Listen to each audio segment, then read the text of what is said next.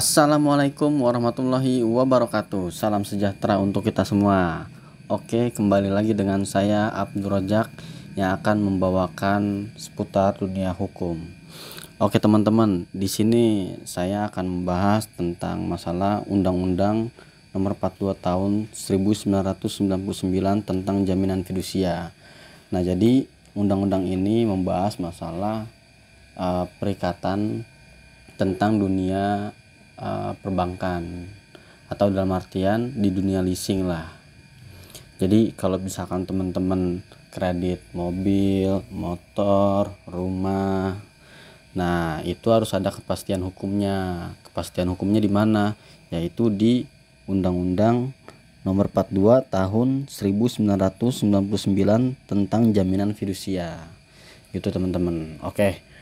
Sekarang kita bahas teman-teman. Jadi misalkan teman-teman ngambil kredit motor atau mobil. Nah, tiba-tiba teman-teman itu di perjalanan macet pembayaran gitu. Macet pembayaran, terus akhirnya ditagih sama pihak leasing. Nah, kalau misalkan teman-teman ditagih sama leasing karena pembayarannya macet, nah di sini ada di dalam undang-undang jaminan fidusia tersebut teman-teman. Oke, kita bahas ya teman-teman ya. Jadi kalau misalkan teman-teman itu ngambil kredit di leasing, itu udah dilindungi dengan undang-undang. Jadi di sini dijelaskan teman-teman masalah Undang-Undang Nomor 42 Tahun 1999 tentang jaminan fidusia. Pasal 1 dalam undang-undang ini yang dimaksud dengan 1. Fidusia adalah pengalihan hak kepemilikan suatu benda atas dasar kepercayaan dengan ketentuan bahwa benda yang hak kepemilikannya dialihkan tersebut tetap dalam penguasaan pemilik benda. Nah, itu yang dimaksud fidusia teman-teman. Nah, lalu kita akan membahas masalah jaminan fidusia. Jaminan fidusia adalah hak jaminan atas benda bergerak, baik yang berwujud maupun yang tidak berwujud, dan benda tidak bergerak, khususnya bangunan yang tidak dapat dibebani hak tanggungan sebagaimana dimaksud dalam Undang-Undang Nomor 4 Tahun 1996 tentang hak tanggungan yang tetap berada dalam penguasaan pemberi fidusia sebagai agunan bagi pelunasan yang tertentu, yang memberikan kedudukan yang diutamakan kepada penerima fidusia terhadap kreditur lainnya. Oke, nah lanjut. Untuk masalah pemberi fidusia adalah orang, perseorangan atau korporasi pemilik benda yang menjadi objek jaminan fidusia. Nah, maksudnya itu pemberi fidusia itu teman-teman sebagai debitur. Nah, untuk penerima fidusia adalah orang, perseorangan atau korporasi yang mempunyai piutang yang pembayarannya dijamin dengan jaminan fidusia. Nah, untuk penerima fidusia ini adalah perusahaan yang ngasih unit atau perusahaan leasing gitu teman-teman ya. Nah, tadi kan saya udah bahas tuh kalau misalkan pembayarannya macet gimana. Nah, di sini dijelaskan teman-teman di dalam pasal 15 Ayat 1, dalam sertifikat jaminan fidusia sebagaimana dimaksud dalam pasal 14 ayat 1 dicantumkan kata-kata demi keadilan berdasarkan ketuhanan yang Maha Esa. Ayat 2, sertifikat jaminan fidusia sebagaimana dimaksud dalam ayat 1 mempunyai kekuatan eksekutorial yang sama dengan putusan pengadilan yang telah memperoleh kekuatan hukum tetap.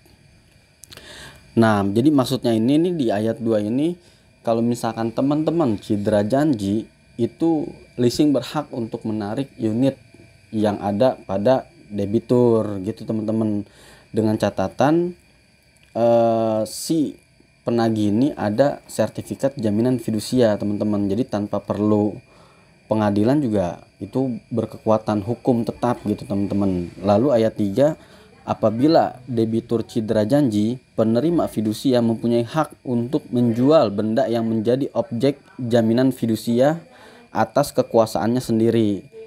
Nah, di situ di ayat 3 dijelaskan cedera janji. Jadi penerima fidusia dalam artian leasing itu berhak untuk menjual benda yang menjadi objek jaminan fidusia, dalam artian berhak untuk menjual unit kendaraan motor maupun mobil yang dimiliki oleh debitur teman-teman ketika nunggak. Nah, tapi ada lagi nih teman-teman nih yang lebih seru, dalam artian ini pasal 15 ini pernah digugat oleh seseorang, yaitu Apriliani Dewi dan Suri Agung Prabowo, teman-teman. Jadi beliau ini adalah sepasang suami dan istri, teman-teman. Jadi beliau menggugat pasal 15 yang terdapat di Undang-Undang Jaminan Fidusia dengan nomor putusan 18 garis miring PUU Min X V 11 garis miring 2019. Lalu pengajuan uji material itu dikabulkan oleh Hakim Mahkamah Konstitusi, teman-teman, dengan amar putusan 1. Mengabulkan permohonan para pemohon untuk sebagian, menyatakan pasal 15 ayat 2 Undang-Undang Nomor 42 Tahun 1999 tentang jaminan fidusia sepanjang frasa kekuatan eksekutorial dan frasa sama-sama dengan putusan pengadilan yang berkekuatan hukum tetap bertentangan dengan Undang-Undang Dasar Negara Republik Indonesia tahun 1945 dan tidak mempunyai kekuatan hukum mengikat sepanjang tidak dimaknai terhadap jaminan fidusia yang tidak ada kesepakatan tentang cedera janji dan debitur keberatan menyerahkan secara sukarela objek yang menjadi jaminan fidusia. Maka segala mekanisme dan prosedur hukum dalam pelaksanaan eksekusi sertifikat jaminan fidusia harus dilakukan dan berlaku sama dengan pelaksanaan eksekusi putusan pengadilan yang telah berkekuatan hukum tetap.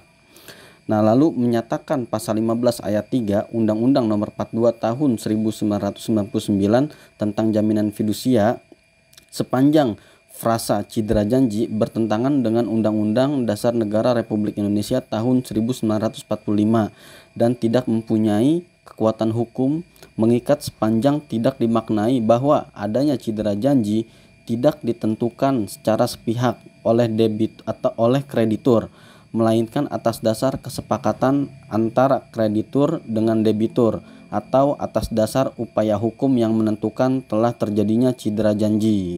Selanjutnya, menyatakan penjelasan pasal 15 ayat 2 Undang-Undang Nomor 42 Tahun 1999 tentang jaminan fidusia. Sepanjang frasa kekuatan eksekutorial bertentangan dengan Undang-Undang Dasar Negara Republik Indonesia tahun 1945 dan tidak mempunyai kekuatan hukum mengikat sepanjang tidak dimaknai terhadap jaminan fidusia yang tidak ada kesepakatan tentang cedera janji dan debitur keberatan menyerahkan secara sukarela objek yang menjadi jaminan fidusia. Maka segala mekanisme dan prosedur hukum dalam pelaksanaan eksekusi sertifikat jaminan fidusia harus dilakukan dan berlaku sama dengan pelaksanaan eksekusi putusan pengadilan yang telah berkekuatan hukum tetap. Nah, jadi intinya gini, teman-teman.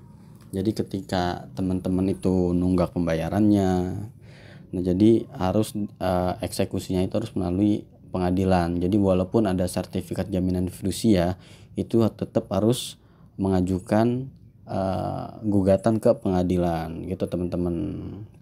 Oke, mungkin itu aja sih teman-teman yang bisa saya sampaikan dalam video ini. Tolong bantu saya juga teman-teman untuk like, komen, dan share jika video saya ini sangat bermanfaat. Mungkin itu saja, kurang lebihnya mohon maaf. Assalamualaikum warahmatullahi wabarakatuh. Salam sejahtera. NKRI harga mati, merdeka, merdeka, merdeka.